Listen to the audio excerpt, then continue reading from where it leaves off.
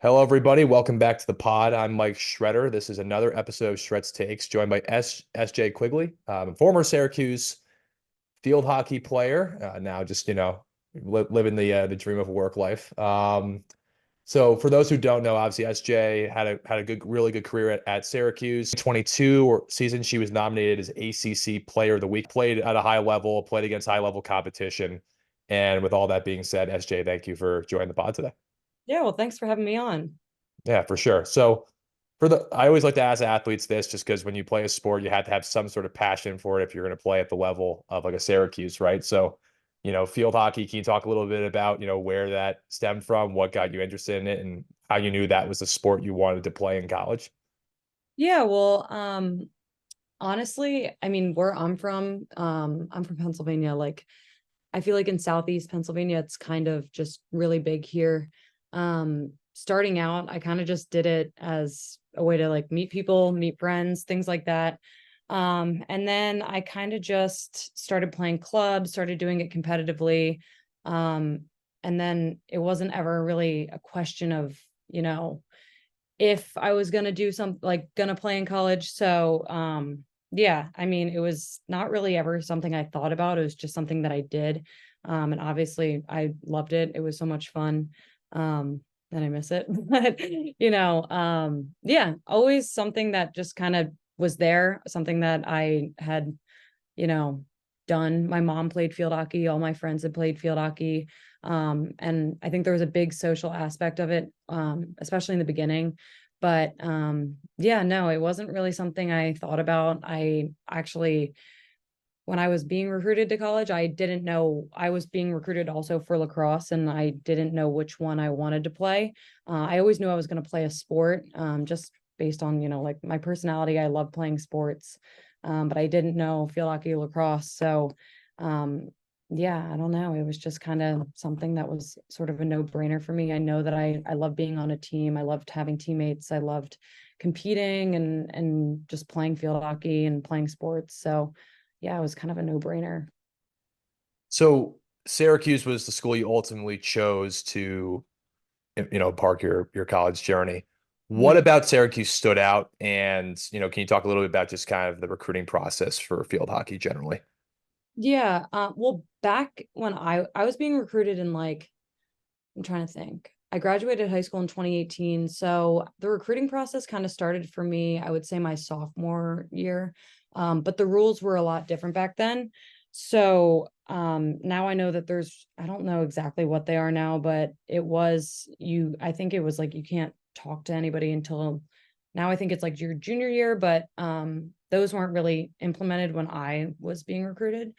So like I said, I also was being recruited for lacrosse. So um the beginning of my recruiting process was kind of just, do I want to play lacrosse? Do I want to play field hockey? And then I went on a few visits for lacrosse, and I kind of was like, I think that field hockey is kind of more my route and what I'm going to be, wanting to do and enjoy doing every single day. Um, the first school that I looked at, I won't say the name, but I looked at this school and I immediately was like, I want to go there. Like that's the first place. It was my first visit, and I really loved the coach, and I liked the school. But I was so infatuated with everything that I was like, oh, I want to go there. And my parents were like, no, you need to wait. You need to see more places. So I did that, and my high school coach actually had a really good. She was like best friends with um the coach at Syracuse. So she got me in contact with her. I ended up doing a clinic. I ended up doing a couple visits and things like that. And I kind of just, the biggest thing that drew me to Syracuse, obviously, it's a great school. They have great athletics. And I liked the size. I really liked how, it wasn't too big, but it also wasn't a small, like liberal arts school. But also the biggest thing that I think drew me to Syracuse specifically was the team and just how close knit the team was. And I think that that was something that I was always looking for in a team. You would go to different schools and you'd see, it could be a little bit clicky, especially with, I don't know, girls. It kind of gets like that. And I think the biggest thing with the girls on the team at Syracuse, they were just one big group. There wasn't any, you know, like smaller groups within it. And then also the coach at Syracuse, she really, she was good at selling the school, and she is very close. She isn't there now, but she was very close with the team when she was there. And I think that that close knitness of just the whole entire team was something that really attracted me to Syracuse. Had to get over the colder weather. I was like, I want to go south. I want to go south. And then I ended up going to literally the snowiest school in the country, but it is what it is. But no, I loved Syracuse. I mean, there was just the whole atmosphere there was something that drew me to um going there. And yeah, I loved it. It was awesome. So what for you, what was the biggest adjustment when you first walked into Syracuse? Maybe both from a athletic standpoint, because people will obviously are going to look at the ACC and say, obviously, that challenging conference, right? But can you talk a little bit about just even academically? I don't know if there was a big adjustment there, but Yeah. you talk about just like the kind of the whole experience of Syracuse when you first walked in and just how you had to adjust. Yeah, I definitely think the biggest adjustment for me was the time commitment. I didn't realize, I mean, I knew obviously that it wasn't going to be the same as being in high school and playing club, and going to club practice like once or twice a week, or going to a high school practice for like 2 hours after school. For us, like the time commitment was like at least 4 hours, or it was 4 hours a day, every single, or I guess not every day, but 6 days a week. So that was a really big adjustment that I kind of just had to get through. And then, well, at Syracuse, they really encourage the freshmen to do like a summer start program.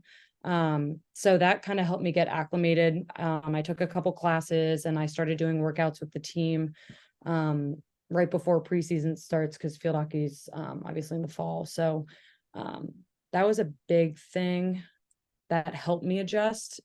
But I think with field hockey, the time commitment and just where you need, like in shape wise, like how much you're working out, how often you're working out, that was very big, something that I didn't really think about when I was in high school and playing club.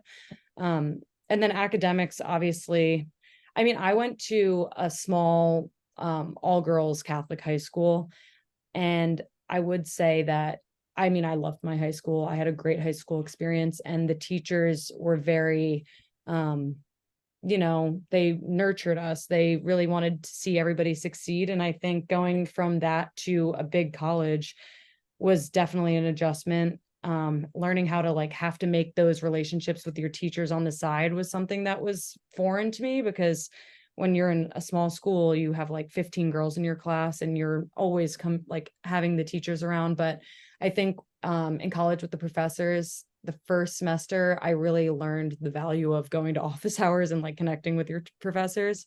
But yeah, no, I mean, there was obviously a lot of adjustments. But I think that, Syracuse had really good like systems in place for their athletes that really help them get acclimated to just being in college and playing sports. They had a lot of academic support.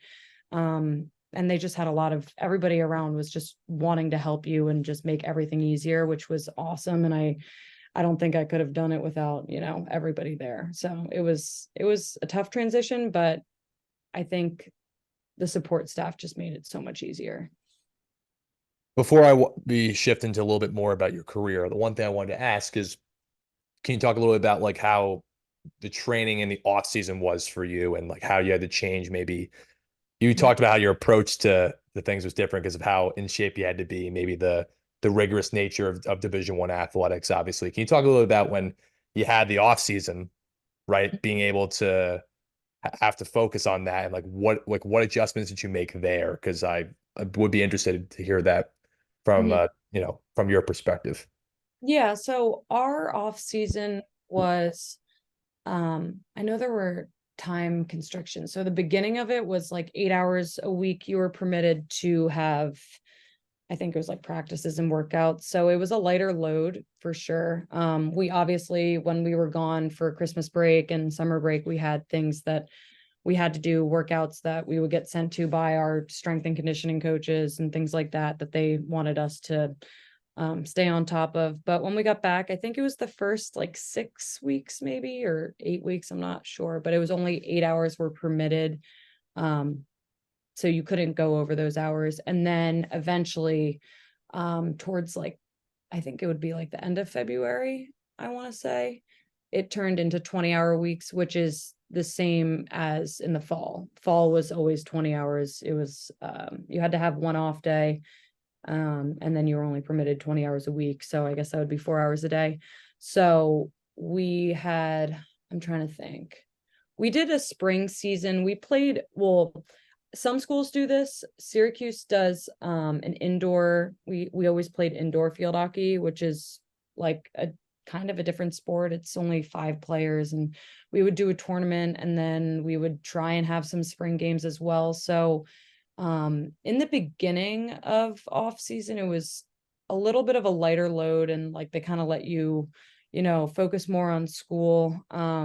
Still, obviously, you had to go to everything and you had to put in the time, sort of outside of those 8 hours, even though it wasn't required. You kind of just did it because you wanted to stay in shape. But during those 20 hours, it was basically like a full season-ish, but just minus the games. So it was, yeah, we had a pretty heavy load in this towards the end of the spring. And then when finals came around, we were done, and it was just like, all right, you guys are done for until preseason. So yeah, it kind of like ebbed and flowed a little bit with just how much we had time wise. So but yeah, I mean, we always had to be in shape. There was never really a time where you could miss a workout or whatever, because it was always kind of like, well, the next workout you're gonna have to show up and you're gonna have to be in shape. So it was best to just stay on top of everything. So now shifting a little bit over to your playing career in a sense is, I think the best way to characterize it is like you obviously took pride on the defensive side of the field. And, I know your last year, you guys were a really good defensive team. You probably were most of the years, but I'm saying like that was something that was highlighted, at least in the description from Syracuse. Can you talk a little bit about just obviously the challenges of having to have a good defense when you're going against some of the top teams in the country in not just the ACC, but obviously the NCAA tournament where you guys, competed against, Maryland, for example, in your last year, and why you personally took a lot of pride in that side of the field and how you had to prepare. So I guess the big thing is like the challenges of maintaining a good defense in the ACC, and then, how you, like, why you cared so much about defense, so to speak. Yeah. Well, I mean, for the first thing, I would definitely say like the ACC was always challenging. No matter who we played, we always had a really, and our coaches were great about this. They always had a very intense, in-depth game plan. So that was always kind of something we were very prepared with every game that we went into, especially an ACC game, just because there wasn't a team that we didn't have to take seriously. So that was very important. Our preparation was very in depth, and we always had, every week before the start of the week when we knew we were playing, say like, I don't know, say we were playing BC, we always had, a scouting report that we would focus on that week, which was really big. And it always helped us just get prepared, especially on the defensive side. Obviously, on the offensive side, they had points that they wanted to make, but defensively, they always gave us the key players that you needed to, focus on, and their like specific tactics and what they do, like what their tendencies are. So we always had really good preparation, which was awesome. But with the defensive, like I've always played defense. Like when I think I've been a defensive player pretty much in like when I played lacrosse too, I was a defender as well. So I've always kind of had that defensive mindset. And it wasn't something that it was really a question. Personally, I was somebody who always liked to see the field, and I was not somebody who was like, trying to make these very flashy things. I would like to consider myself, I was really a conservative player. I just like to get the ball and give it. So that was something that kind of came naturally to me being on defense. but yeah, I mean, my freshman year, I was my coach had me try out being a forward, and that was just something that was not. I mean, I tried it out. It's weird because I do like goal scoring a lot, but I other parts of being a forward was just not really something for me. So I tried that out for a year, and my coach was like, "Okay, I think it's time to get you back on defense. We're gonna see how this goes." So my freshman year forward, and then the rest of my college career, I went to being a back. And yeah, I think the thing that kind of worked in like our favor on my team was we always had really a tight knit defensive group. Um, my first 2 years, I was who was I playing? I played with like I always relatively played with the same girls, and my last 2 years I had the same other two backs that I had always played with. So we had really good chemistry. We knew our tendencies. We knew when somebody was starting to struggle or things like that. So we were always one unit, and we always knew how to play collectively, which was I think really beneficial and something that made us a good unit. But yeah, no, I think that just the chemistry was probably the biggest thing. So fifth year, obviously you went the 5 year plan. I did the same thing. And I know obviously the challenges of it is obviously you go probably from a leadership role in your, first, we call it the first senior year, so to speak, right? To obviously you had that COVID year. Can you Yeah. talk a little bit about just, how you had to grow as a leader, in just the process you went under to try and make sure you were leading your teammates in the right way to help continue the success that Syracuse wanted to have from a field hockey perspective? Yeah, definitely. Well, Syracuse, at least like my coach, I would definitely describe her. She was very like she was kind of like a life coach in certain aspects. And so she kind of always planned ahead in terms of leadership. So from I think it was I would say my sophomore year of college on, I was in some sort of leadership group. Um, and so it would be like a group of, I would say like, sometimes it was like 6 girls, 5 girls, but she really liked to mix in younger girls with older girls. So like, um, I would say like I would say my sophomore year, it was like me, one other sophomore, like girls from each class. And it was really her trying to have like the leaders and the captains on the team bring us under their wing and teach us, leadership qualities. We had like a leadership book. We had like exercises that we had to complete, and we had meetings all the time just with like dealing with things on our team. So, yeah, I mean, like there was definitely changes that kind of went through throughout my college career. I think we always had like a big sister and a little sister on the team as well. So like going into after my freshman year, I was always sort of in a leadership position. But we had, I would say my coach was really good at teaching us good qualities of leadership. And just, I think the biggest thing was like when you're trying to be a leader, like you're most likely not going to be a good leader. It just kind of needs to come natural in some ways. But obviously it came with a lot of challenges. And a big thing that we kind of worked on was kind of having like a problem solving mindset. And just being able to differentiate being like a teammate versus a friend. And once we made that distinction, and we didn't take a lot of things personally when it came to making the changes that needed to be made, um we we did a really good job with problem solving. And I think that for me, like in a leadership position, always helped me grow. Just like having me understand and having my teammates understand that like we're working collectively to achieve something. We're not hurting anybody's feelings.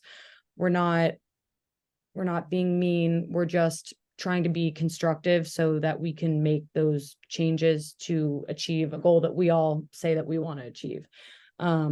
So that was something that, having that perspective in a leadership position was really good too. And trying to just reiterate that to my teammates was something that helped us move forward and have problems be solved a lot quicker than, if we were like, she's being mean, she's not being a good friend to me.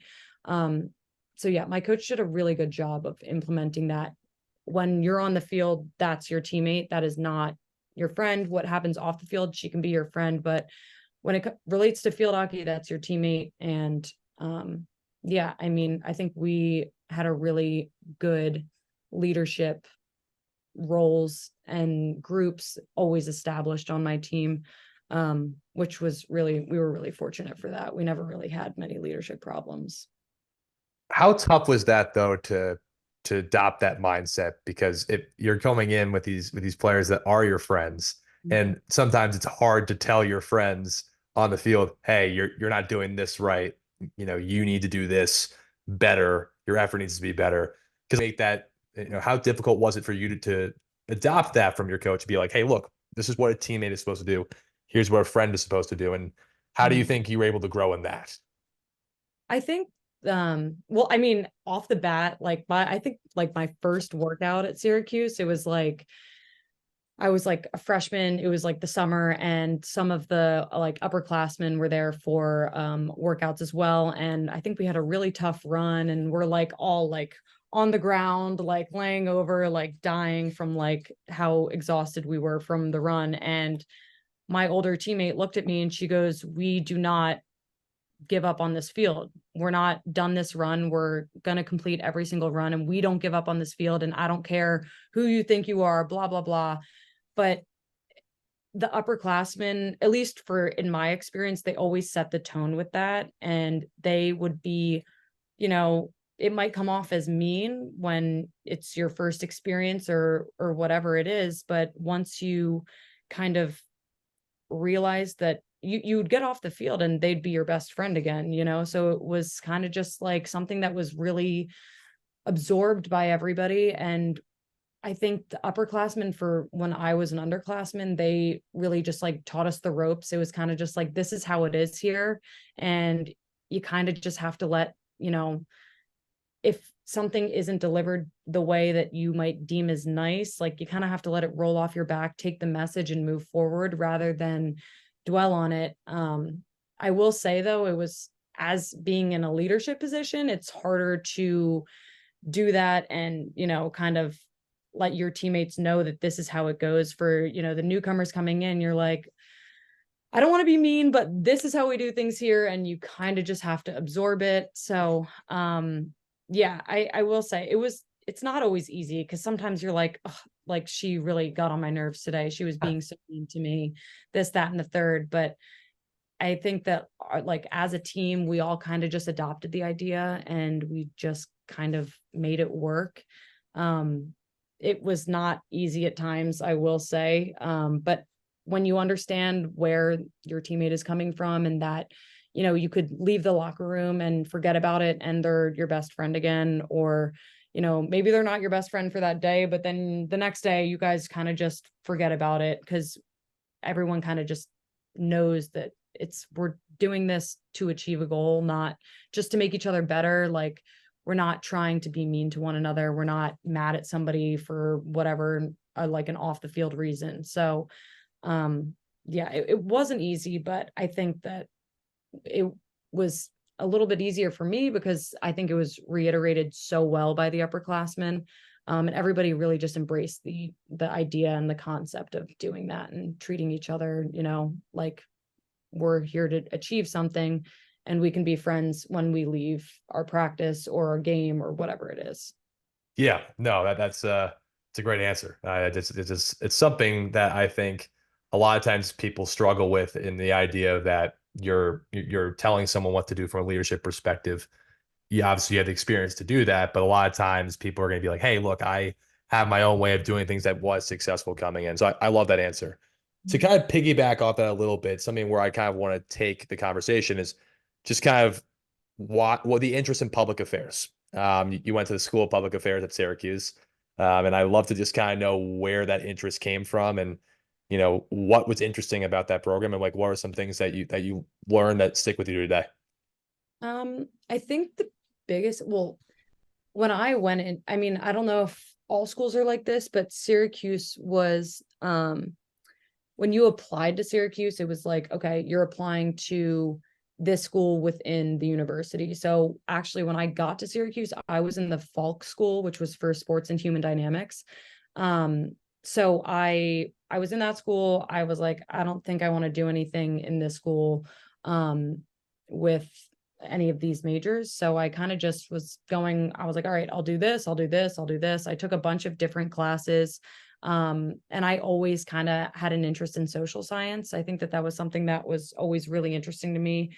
I loved political science and I really liked sociology. And so when it came time to like wanting to choose a major, I was like, okay, Maxwell is a great school. I could either go into arts and sciences or I can go into Maxwell. And I know if I go into Maxwell, they have courses and majors that I know that I'll be interested in. I did not, when I went into college, I had literally no idea what I wanted to do. I was even like probably my sophomore year of college. I was like, I don't know what I want to do. I don't know what I want to major in. But I ended up, I was like, I know I should not be in this school. So I went over to Maxwell. And I mean, I loved it. I got my degree in sociology.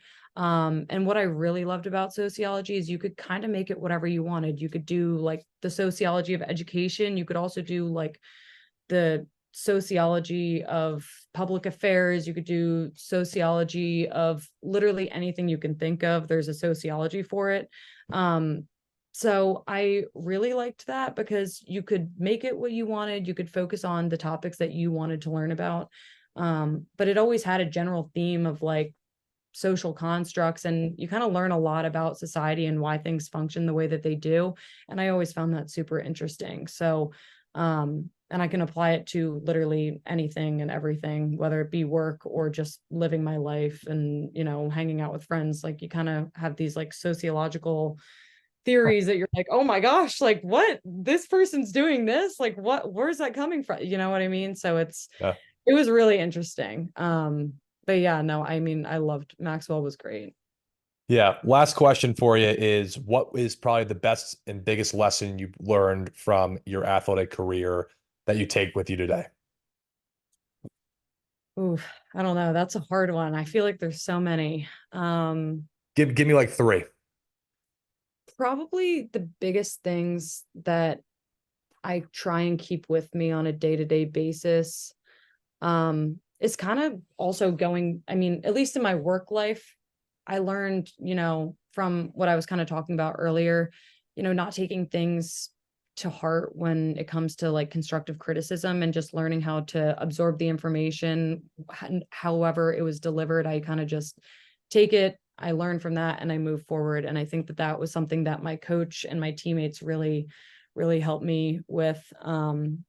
Probably time management is also huge. That was a huge learning curve for me when I first started. Um, in college, I was like, I don't know, I don't have any time to do anything. And I think now I know how to really structure my time and things like that. Um, and just like I would say probably like working with a team. And I've like even found that in just like friendships and relationships, kind of realizing that, you know, whatever conflicts that may arise, like I'm trying to move forward with, like, say I get into an argument with a friend, it's like, okay, I want to move forward with my friend. How do we fix the problem? So probably like my problem solving skills, time management, and then just like being able to accept criticism are the biggest things that I would say sports and specifically my team and my coaches have really taught me, and that I use probably every single day in my day-to-day life. I appreciate you coming on. Thank you for sharing your experience and just kind of the things you've went through and successes and obviously the kind of leadership stuff you've grown with in your career. So obviously I appreciate this and I appreciate you sharing your perspective. So thanks for coming on the episode today. Yeah, no problem. Thanks for having me on. Absolutely. For everybody listening, another episode of Shreds Takes, and stay tuned for more. Have a good rest of your week.